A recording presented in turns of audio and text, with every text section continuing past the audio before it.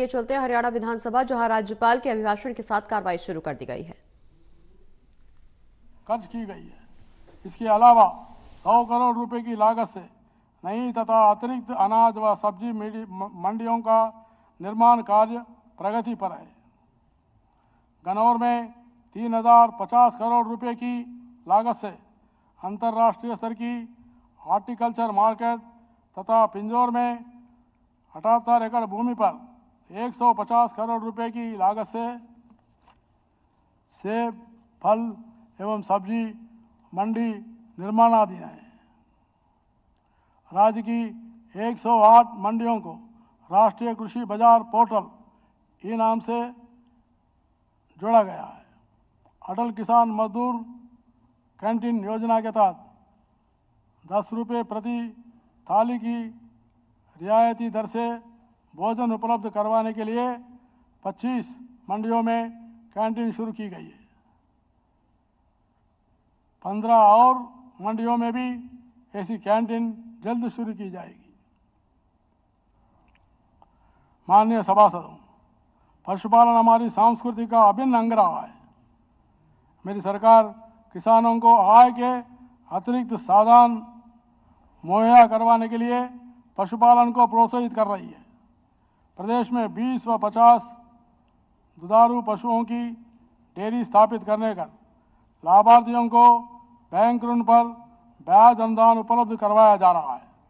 साथ ही 2, 4 तथा 10 दुधारू पशुओं की डेयरी इकाइयाँ स्थापित करने पर लाभार्थियों को 25% अनुदान दिया जाता है।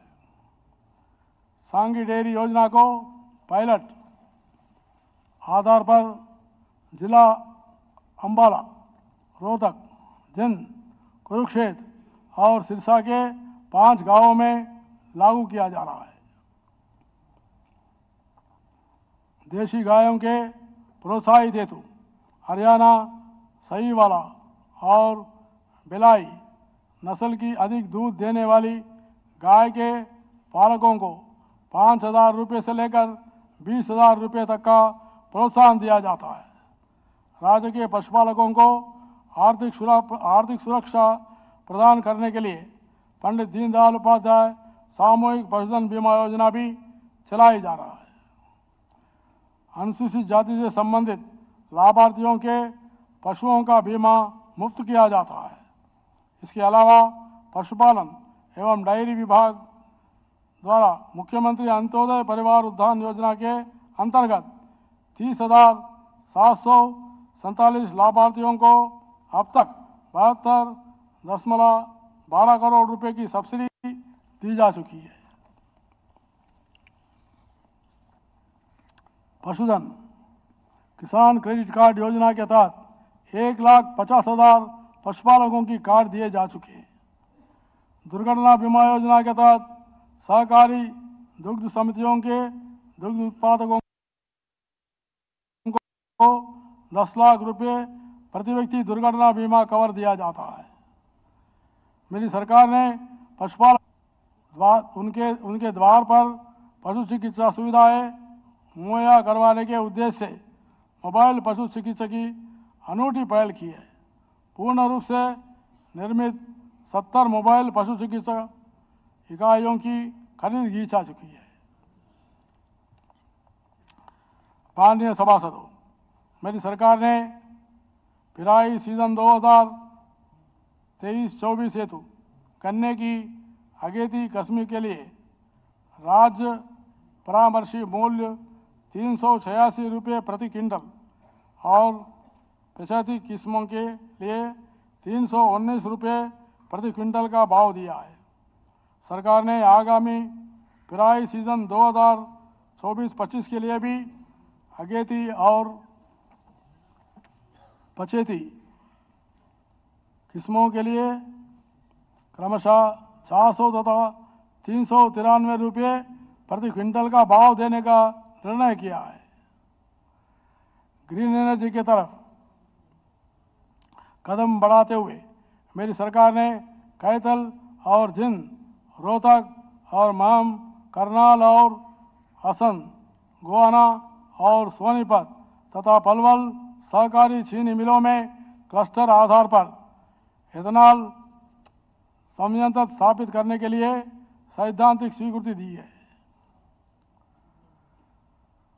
माननीय सभासदों, मेरी सरकार पानी की एक एक बूंद का इष्टतम उपयोग करने तथा वितरण में होने वाली पानी की बर्बादी को कम करने के लिए नहरों के बुनियादी ढांचे में सुधार के लिए प्रतिबद्ध है। हर खेत को पानी मुहैया करवाने के उद्देश्य से वर्ष 2023-24 के दौरान रीमॉडलिंग और पुनर्वास की 72 परियोजनाएं पूरी की गई है। इनमें जेएलएन फीडर तथा हंसी शाखा की प्रमुख परियोजना भी शामिल है। डार्क जोन में खेतों में एकीकृत हुए बारिश के पानी से भूजल पुनर्भरण के लिए 893 रिसर्च वेल का निर्माण किया गया है। वर्ष 2023-24 के दौरान जिला महेंद्रगढ़ में 5 चेक डैम और 26 जलाशयों का निर्माण कर लगभग 250 करोड़ लीटर पानी संरक्षित किया गया है। सूक्ष्म सिंचाई को प्रोत्साहित देने के लिए प्रदेश में सूक्ष्म सिंचाई एवं कमान क्षेत्र विकास प्राधिकरण का गठन किया गया है। तालाबों के जीर्णोद्धार एवं कल्याण के साथ साथ गंदे पानी के उपचार एवं प्रबंधन के उद्देश्य से हरियाणा तालाब एवं अपशिष्ट जल प्रबंधन प्राधिकरण का गठन किया गया है। अमृत सरोवर मिशन के तहत 1689 तालाबों के जीर्णोद्धार का कार्य पूरा हो चुका है। राज्य सरकार यमुना तथा उसकी सहायक नदियों गिरी और टेंस से राज्य को पानी की आपूर्ति सुनिश्चित करने के लिए यमुना नदी की ऊपरी हिस्से पर रेणुका किशाऊ और लकवाड़ व्यासी बांधों के निर्माण के लिए तत्परता से कार्य कर रही है। इन बांधों के पूरा होने पर हरियाणा को कुल भंडारित पानी का 47.81% पानी मिलेगी। राज्य सरकार ने सरस्वती नदी में प्रवाह के लिए सरस्वती नदी पुनरुद्धार तथा धरोहर विकास परियोजना के प्रथम चरण के अंतर्गत 388.16 करोड़ रुपए लागत की एक परियोजना को स्वीकृति प्रदान की है। आदिबद्री बांध के निर्माण हेतु हिमाचल प्रदेश सरकार के साथ समझौता ज्ञापन हो गया है। यह बांध हिमाचल सरकार द्वारा बनाया जा रहा है, जिसके जून 2026 तक पूरा होने का संभावना है। मेरी सरकार रावी ब्यास नदियों के पानी का अपना वाहिद हिस्सा प्राप्त करने और सतलुज यमुना लिंक नहर को पूरा करवाने के लिए प्रतिबद्ध है। इस मामले में निरंतर ठोस पैरवी की जा रही है। बिंदु संख्या 41 89 तक पड़ा मान लिए जाए। पर्यावरण तथा सांस्कृतिक संरक्षण। माननीय सभासदों, हमें न केवल आज के लिए बल्कि आने वाली पीढ़ियों के लिए भी पर्यावरण को संजोकर रखने की आवश्यकता है। मेरी सरकार ने प्रकृति की सुरक्षा के लिए यथासंभव कदम उठाया है। राज्य सरकार ने पराली को किसानों के लिए आय का साधन बनाने के साथ साथ पर्यावरण संरक्षण के लिए Haryana XC2 management of paddy straw policy को 2023 अधिसूचित की है। यह नीति पराली आधारित परियोजनाओं में निजी निवेश बढ़ाने, किसानों की प्रोत्साहित देकर पराली का उपयोग सुनिश्चित करने पर ध्यान केंद्रित करेगी।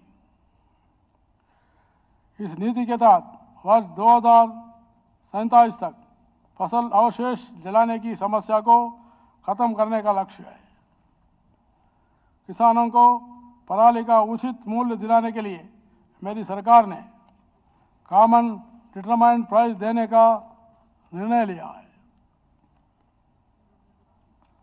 मेरी सरकार प्रदेश की विरासत, संस्कृति और पर्यटन को संरक्षित और प्रोत्साहित करने के लिए प्रतिबद्ध है। कुरुक्षेत्र को एक प्रमुख पर्यटन गंतव्य के रूप में विकसित करने के लिए केंद्रीय पर्यटन मंत्रालय द्वारा स्वीकृत की गई 97.34 करोड़ रुपए की राशि में से विभिन्न कार्यों के लिए 7,87 करोड़ रुपए की राशि जारी की जा चुकी है। ज्योतिसर तीर्थ में 10,000 वर्ग मीटर क्षेत्र में 240 करोड़ रुपए की लागत से एक अति आधुनिक अनुभव केंद्र का प्रधानमंत्री श्री नरेंद्र मोदी जी ने 16 फरवरी 2024 को लोकार्पण किया है। इसमें महाभारत के दृश्यों को आधुनिक मल्टीमीडिया प्रणाली से दर्शाई गया है। हेरिटेज सर्किट रेवाड़ी, महेंद्रगढ़, मधोगढ़, नारनौल के अंतर्गत 29.61 करोड़ रुपए लागत की परियोजना पर कार्य शुरू हो चुका है। पंचकुला में नाड़ा साहब गुरुद्वारा तथा श्री माता मनसा देवी मंदिर के विकास हेतु केंद्रीय पर्यटन मंत्रालय द्वारा 47 करोड़ रुपए लागत की परियोजना पर कार्य जारी है। झज्जर में स्वामी ओमानंद सरस्वती संग्रहालय की स्थापना की एक परियोजना शुरू की गई है। हिसार में राखी गढ़ी में 6 एकड़ भूमि पर संग्रहालय एवं विवेचन केंद्र का निर्माण कार्य जारी है। प्रथम स्वतंत्रता संग्राम के शहीदों के सम्मान में अंबाला छावनी में 22 एकड़ क्षेत्र में शहीद स्मारक का निर्माण कार्य जल्द पूरा होने वाला है। हमारा देश में समय समय पर संत महात्माओं, ऋषि मुनियों और पैगंबरों ने और गुरुओं ने समूची मानवता को जीवन का सच्चा रास्ता दिखाया है। ऐसी महान विभूतियों की शिक्षाएं पूरे समाज की धरोहर है। उनकी विरासत को संभालने व सजाने की जिम्मेदारी हम सबकी है। मेरी सरकार ने आमजन, विशेषकर युवाओं को इनकी शिक्षाओं से अवगत करवाने के उद्देश्य से संत महापुरुष विचार सम्मान एवं प्रसार योजना शुरू की है। कर्मचारी कल्याण। सरकारी कर्मचारी मेरी सरकार की नीतियों और कार्यक्रमों को क्रियान्वयन में प्रशंसनीय भूमिका निभा रहे हैं। उनकी समस्याओं के निदान के लिए मेरी सरकार हमेशा तत्पर रहती है। सरकार ने कर्मचारियों को पदोन्नति के समान अवसर प्रदान करने के लिए ग्रुप डी का कॉमन कैडर बनाने का काम किया है। राज्य सरकार ने 1 जनवरी 2024 से सभी कर्मचारियों के लिए व्यापक कैशलेस स्वास्थ्य सुविधा योजना लागू कर दी है। अब इस योजना का विस्तार राज्य के सभी विभागों के सरकारी कर्मचारियों तक कर दिया गया है। आयुष चिकित्सा प्रतिपूर्ति नीति के तहत सरकारी कर्मचारियों, पेंशनभोगियों और उनके आश्रितों को आयुष चिकित्सा पद्धति के माध्यम से इलाज करवाने पर होने वाली खर्च की प्रतिपूर्ति का लाभ प्रदान किया जाएगा। दिव्यांग महिला सरकारी कर्मचारियों को बच्चों की देखभाल के लिए 1500 रुपये प्रति बच्चे विशेष भत्ता दिया जाता है। इस वर्ष से अधिक का अनुभव रखने वाली आंगनवाड़ी कार्यकर्ता, मिनी आंगनवाड़ी कार्यकर्ता तथा आंगनवाड़ी सहायक का मानदेय बढ़ाकर क्रमशः 14,000 रुपये, 12,500 रुपये तथा 7,500 रुपये किया गया है। चौकीदारों का मानदेय बढ़ाकर 11,000 रुपये प्रतिमाह तथा वर्दी भत्ता 4,000 रुपये प्रतिवर्ष किया गया है। साइकिल भत्ता भी 3,500 रुपये किया गया है। गाँवों में कार्यरत सफाई कर्मियों का मानदेय 12,500 रुपये से बढ़ाकर 14,000 रुपये किया गया है। अब उन्हें समय पर मानदेय न मिलने पर 500 रुपये हर्जना भी मिलेगा। ग्रामीण सफाई कर्मचारियों का सालाना वर्दी भत्ता 3,500 रुपये से बढ़ाकर 4,000 रुपये किया गया है। मेरी सरकार ने मुख्यमंत्री हरियाणा कर्मचारी दुर्घटना बीमा योजना लागू की है, जिसके अंतर्गत बोर्ड निगमों और स्थानीय निकायों समेत सभी सरकारी कार्यरत ग्रुप सी और डी के अनुबंध कर्मचारी की कार्यस्थल मृत्यु या दिव्यांग होने पर उन्हें या उनके परिजनों को 10 लाख रुपए की सहायता राशि दी जाती है। सफाई कर्मचारी की मृत्यु या दिव्यांग होने पर उनके परिवारजनों को 5 लाख रुपए की आर्थिक सहायता दी जाती है। सभी राजकीय अध्यापकों के लिए लागू ऑनलाइन स्थानांतरण नीति का देश के अन्य राज्य भी अनुकरण कर रहे हैं। हमें गर्व है, हरियाणा के वीरों ने देश की सीमाओं की सुरक्षा में हमेशा महत्वपूर्ण भूमिका निभाई है। राज्य सरकार ने युद्ध में शहीद हुए प्रतिरक्षा कर्मियों को और केंद्रीय सशस्त्र बलों के हरियाणा निवासी जवानों के परिवार के 5 सदस्य में से एक को अनुकंपा आधार पर नियुक्ति देने के लिए अनुकंपा नियुक्ति नीति 2023 तैयार की है। वर्तमान सरकार के कार्यकाल में अब तक सैन्य व अर्धसैनिक बलों के शहीद हुए कार्मिकों के 369 आश्रितों को अनुकंपा के आधार पर नौकरी प्रदान की गई है। सरकार ने भूतपूर्व सैनिकों व अर्धसैनिक बलों के कल्याण के लिए सैनिक व अर्धसैनिक कल्याण विभाग का गठन किया है। युद्ध के दौरान शहीद हुए सेना के जवानों व केंद्रीय अर्धसैनिक बलों के जवानों की अनुग्रह राशि 20 लाख रुपए से बढ़ाकर 50 लाख रुपए की है। आईईडी ब्लास्ट के दौरान शहीद होने पर भी अनुग्रह राशि बढ़ाकर 50 लाख रुपए तक की गई है। युद्ध, आतंकवाद तथा अन्य घटना के दौरान घायल दिव्यांग हुए सैनिकों व केंद्रीय अर्धसैनिक बलों के कार्मिकों के लिए अनुग्रह अनुदान राशि निःशक्ति के आधार पर 15 लाख रुपए, 25 लाख रुपए तथा 35 लाख रुपए की गई है। मेरी सरकार ने प्रदेश के 3 लाख से अधिक सभी अधिकारियों व कर्मचारियों में नैतिक मूल्यों तथा सिद्धांतों का समावेश करने और उन्हें प्रतिष्ठित करने के उद्देश्य से मिशन कर्मयोगी हरियाणा के रूप में एक अभूतपूर्व पहल की है। इसके तहत अब तक 2,23,869 अधिकारियों व कर्मचारियों को प्रशिक्षित किया जा चुका है।